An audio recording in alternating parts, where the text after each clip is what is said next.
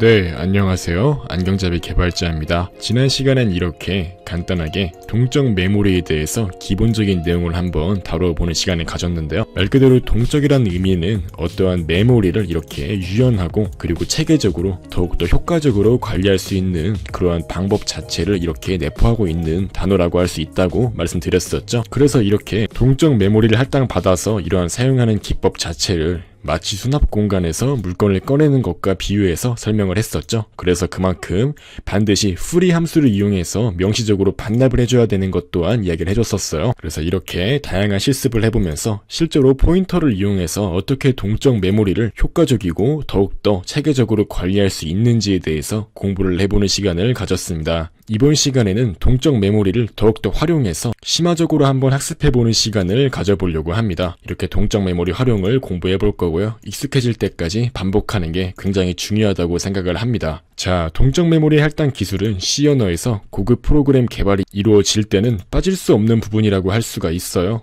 동적 메모리에 대한 활용이 익숙해지면은 메모리에 대한 이해도가 높아지고 메모리를 적절하게 사용하는 방법에 대해서 알 수가 있는 거죠. 따라서 동적 메모리에 대한 개념을 바르게 이해하고 이를 활용할 수 있도록 반복적으로 한번 활용해 볼 필요가 있습니다. 보시면 바로 다음과 같이 ptr이라는 포인터 변수를 이렇게 만든 다음에 이렇게 malloc 1024를 해주게 되면은 총 1024바이트에 해당하는 영역이 메모리에서 이렇게 할당이 이루어져서 ptr은 나중에 거기를 가리키게 되는 거죠. 이게 바로 메모리가 동적으로 할당되는 과정이라고 말씀드렸었어요. 이제 이번 시간에는 각종 구조체 같은 더욱 다양한 그러한 프로그램 코드 안에서 동적 메모리를 활용하는 방법에 대해서 알아보려고 합니다.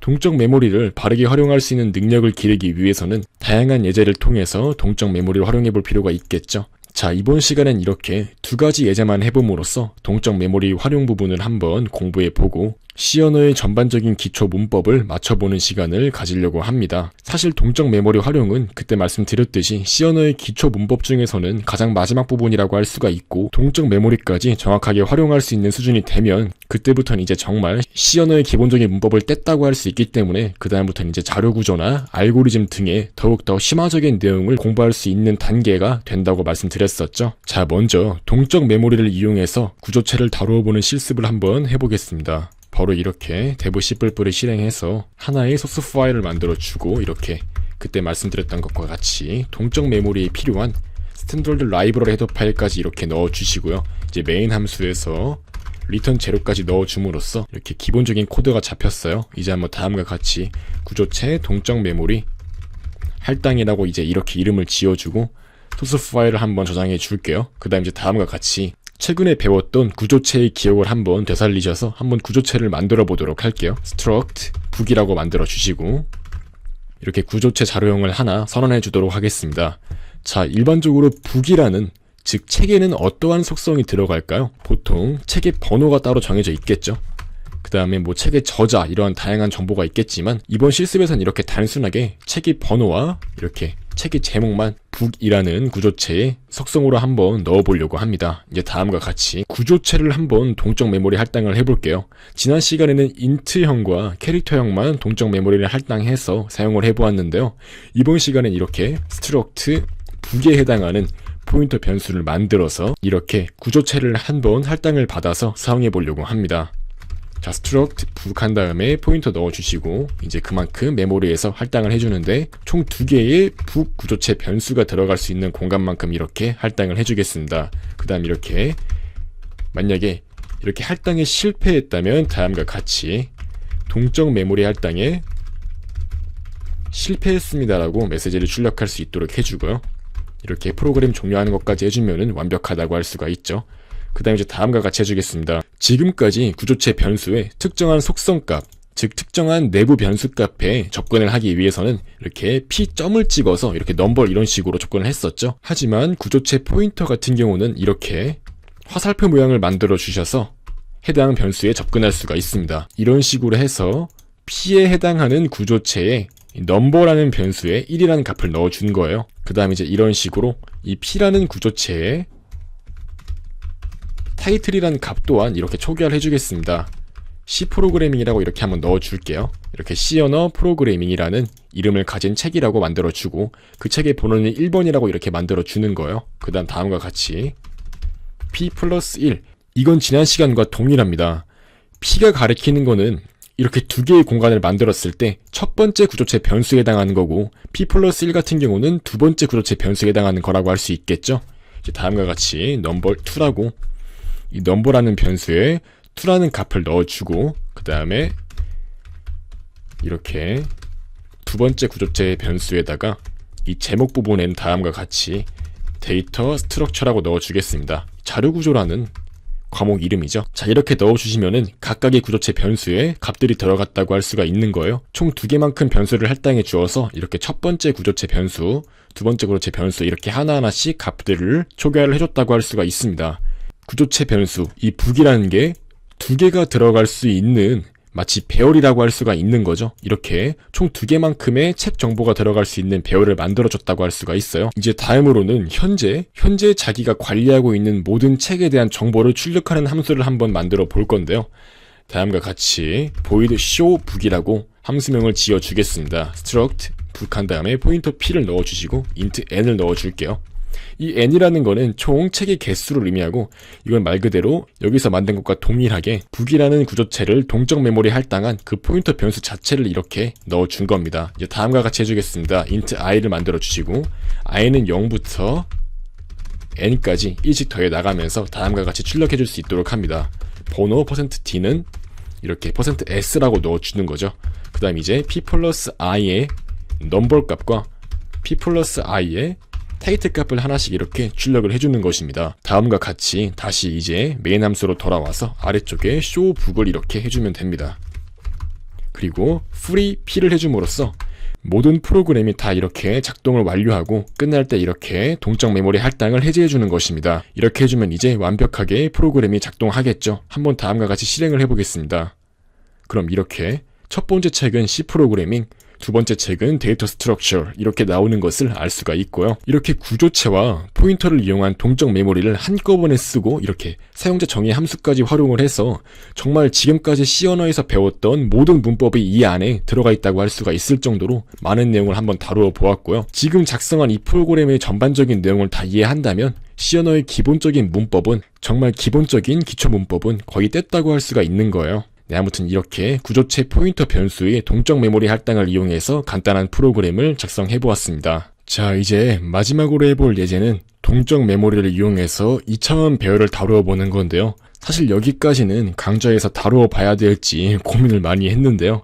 그래도 일단 동적 메모리가 정말 익숙해지기 위해서는 여기까지 한번 건드려 볼 필요가 있다고 생각을 해서 한번 넣어 보았습니다. 여기까지 구현을 할 수 있다면 동적 메모리는 정말 거의 대부분 이해를 했다고 할 수가 있고 C 언어의 기초 문법은 다 뗐다고 할 수가 있어요. 한번 다음과 같이 바로 한번 실습을 해보도록 하겠습니다. 자, include standard IO와 include 스탠더드 라이브러리를 이렇게 추가해 주고요. 자, 파일 이름은 다음과 같이 동적 메모리 2차원 배열이라고 만들어 주겠습니다. 그 다음 다음과 같이 바로 int main 해가지고 메인 함수 만들어 주겠습니다. 자, 말씀드렸듯이 동적 메모리를 이용해서 2차원 배열을 한번 만들어 봐야 돼요. 그렇기 때문에 이렇게 i, x, y를 이렇게 하나씩 변수로서 선언을 해주겠습니다. 그 다음 이제 그때 말씀드렸듯이 2차원 배열이라는 것은 배열의 원소로 배열이 들어가는 거라고 했어요. 그러니까 무슨 말이냐면은 일반적인 1차원 배열 같은 경우는 이제 이런 식으로 하나씩 값이 들어가는 구조라고, 그러니까 일반적인 원소가 하나씩 들어가는 구조라고 했다면 뭐 예를 들면 int형 만약에 array라는 이러한 배열이 총 10개만큼의 데이터가 들어갈 수 있는 공간이라 했다면 이렇게 10개만큼 들어갈 수 있는 공간이 있고 각각의 위치에 하나씩 원소가 들어간다고 했는데 만약에 이제 이런 식으로 int array 10 한 다음에 10 이런 식으로 들어가게 된다면 2차원 배열이 만들어진다고 했어요. 이 각각의 원소에 또 10개만큼의 배열이 들어가는 거랑 동일하다고 했죠. 즉 바로 이러한 구조가 2차원 배열이라고 말씀드렸었습니다. 동적 메모리 할당을 이용한 구현 방법 자체도 이거랑 크게 다를 게 없는데요. 바로 다음과 같이 해줄 수 있습니다. int 포인터 pptr은 포인터 이렇게 변수를 만든 다음에 int 포인터를 만들어 주시고 malloc size of int가 들어갈 수 있는 포인터 공간만큼을 8 곱한 것만큼 만들어 주는 것입니다. 좀 해괴망측하고 쉽지 않다고 느낄 수 있긴 한데요. 네, 맞습니다. 솔직히 쉽지는 않고요. 쉽지는 않은데 동적 메모리를 좀 익숙하게 다뤄보기 위해서는 이 정도까지 조금 오바를 해서 건드려볼 필요가 있는 거죠. 자, 이걸 이제 한번 그림으로 표현을 해보시면 다음과 같아요. 포인터 변수를 8개 만들어 준다고 생각하시면 돼요. 이렇게 총 8개 데이터가 연속적으로 만들어지는 거죠. 이 각각 하나씩은 다 인트형 포인터가 되는 거고요. 이제 이거 하나하나가 전부 다 포인터가 되는 거죠. 8개라고 했으니까 이러한 포인터 변수가 8개가 만들어진 거예요. 그렇다면 이제 이 하나하나의 포인터 변수는 어떤 의미를 가지고 있을까요? 말씀드렸듯이 포인터는 배열과 흡사하다고 할 수가 있어요. 즉 인트형 배열을 가질 수 있는 각각의 포인터가 만들어진 거죠. 한마디로 이거 하나하나가 또 어떠한 배열을 가리키는 그러한 포인터 변수가 된 거라고 할 수가 있는 거예요. 바로 이게 이런 걸 의미하고 있다고 할 수 있습니다. 그렇다면 지금 이 포인터 같은 경우는 초기화가 되지 않았죠? 이게 얼마만큼의 크기인지도 모르고요. 그렇기 때문에 바로 다음과 같이 for i는 0부터 8까지 1씩 증가하면서 다음과 같이 해줍니다. 포인터 pptr 플러스 i는 이제 여기에서 기본적인 동적 메모리 할당해주면 되는 거예요. int i, malloc, size of int, 그 다음 곱하기 6을 해주는 겁니다. 즉 이제 이렇게 이 각각의 하나의 변수만큼이 6개만큼의 위치를 포함하고 있는 어떠한 배열의 첫 번째 포인터 값을 가리킨다고 생각하시면 돼요. 즉 여기에서 말하는 이 8가지는 여기를 의미하고요. 이제 여기에서 하나씩 초기화를 해주는데 하나씩 초기화 되는 거는 각각 어떠한 위치에 있는 6개만큼의 차지를 하는 6개만큼의 인트형 공간을 차지하는 이러한 배열의 첫 번째 값, 이 첫 번째 값을 가리키는 포인터가 됐다고 할 수 있는 거죠. 즉 얘는 이 첫 번째 위치를 가리키는 포인터가 됐고 얘 또한 마찬가지로 이 첫 번째 위치를 가리키는 포인터가 됐다고 할 수 있는 거죠. 이 배열 같은 경우는 말씀드렸듯이 총 6개만큼 들어갈 수 있는 공간이라고 할 수 있고요. 이렇게 하나, 둘, 셋, 넷, 다섯, 6개가 들어가는 거죠. 이 경우는 이제 8개가 들어갈 수 있는 거고요. 즉 이제 이렇게 초기화를 했다고 할 수가 있는 거예요. 즉 이제 여기까지가 이렇게 총 48개만큼의 인트형 2차원 배열 공간을 만들어줬다고 할 수 있는 거죠. 왜 48개냐면 6개의 공간에 들어갈 수 있는 배열을 8개만큼 할당해 주었기 때문에 총 48개라는 의미입니다. 자, 이제 이렇게 동적 메모리를 이용해서 2차원 배열 할당이 이루어질 수 있다는 것을 이해할 수 있고요. 이렇게 할당이 이루어진 것들을 처리를 할 수가 있어요. 바로 다음과 같이 for y는 0부터 8까지 y를 1씩 증가시키면서 그와 동시에 x는 0부터 x는 6까지 1씩 증가시키면서 이렇게 해줄 수가 있습니다. 포인터 pptr 플러스 y 플러스 x는 6 곱하기 y 플러스 x라고 해줄 수가 있습니다. 확실히 쉽지는 않지만 이렇게 해주게 되면은 여기서 말하는 x는 이 각가지 공간, 이 작은 공간 하나하나가 되는 거고요. 이렇게 하나씩 6까지 증가를 한 다음에 6이 됐을 때 y가 1 증가하죠. 그때 y는 두 번째 공간으로 넘어갑니다. 이 두 번째 공간 또한 마찬가지로 여기서부터 하나, 둘, 셋, 넷, 6개까지 이렇게 검증이 되고 그 다음 y가 2가 됐을 때는 이 세 번째 커다란 배열에 해당하는 곳에 또 가게 되겠죠. 이제 이런 식으로 또 얘가 가리키는 공간 6개를 다 수행하는 식으로 하나하나씩 전부 다 초기화가 가능한 것입니다. 이 부분을 수행을 하게 되면은 총 48개 크기의 모든 인트형 배열이 초기화가 이루어지는 거죠. 초기화가 이루어질 때 이 값을 보시면은 y는 이 x가 6씩 왔다 갔다 할 때마다 y가 6과 곱해지기 때문에 아마 다음과 같이 될 것입니다. 이 첫 번째 값에 1이 들어가고 두 번째 값에 2가 들어가는 식으로 각가지 1, 2, 3, 4, 5, 6, 7, 8, 9, 10, 11, 12, 13, 14 이런 식으로 하나씩 값이 초기화가 될 것이라고 예상해 볼 수가 있죠. 즉 처음 봤을 땐 정말 난해하고 어려워 보이지만 하나하나 정말 세부적으로 분해를 해서 이해를 하려고 해보시면 충분히 이해할 수가 있습니다. 그리고 이제 마지막으로 이렇게 초기화가 된 것을 차례대로 출력하는 방법에 대해서 알아보겠습니다. y는 0부터 8까지 이렇게 1씩 증가하고 그와 동시에 x는 0부터 이렇게 6까지 1씩 증가하면서 하나씩 출력을 해주는 거죠. %3d 그 다음에 이렇게 포인터 pptr 이렇게 해주는 것입니다. 이렇게 되면 이제 여기에서 초기화했던 값들이 하나씩 차례대로 출력이 되는 것인데요. 이제 한번 이렇게 x가 6만큼 돌았을 때는 이렇게 띄어쓰기를 해주면 완벽하게 작동할 수 있습니다. 그리고 이제 마지막으로 다음과 같이 for y는 0부터 8까지 1씩 더해 나가면서 각각 해당하는 이 작은 메모리들 있잖아요. 이 부분 따로 할당 해제해주고 이 부분 해제해주고 이런 식으로 하나씩 전부 다 8개를 전부 다 해제해주시면 됩니다. 바로 다음과 같이 free 포인터 pptr 플러스 y 이런 식으로 해주게 되면은 각가지 6개의 크기에 해당하는 배열들이 이 8개만큼 전부 다 할당이 해제가 되는 거죠. 즉 이렇게 해줌으로써 정상적으로 프로그램이 완료가 되는 것입니다. 한번 실행을 해볼까요? 실행을 해보시면 다음과 같이 이렇게 6개만큼 총 8개의 배열이 하나하나씩 출력이 되는 것을 알 수가 있고요.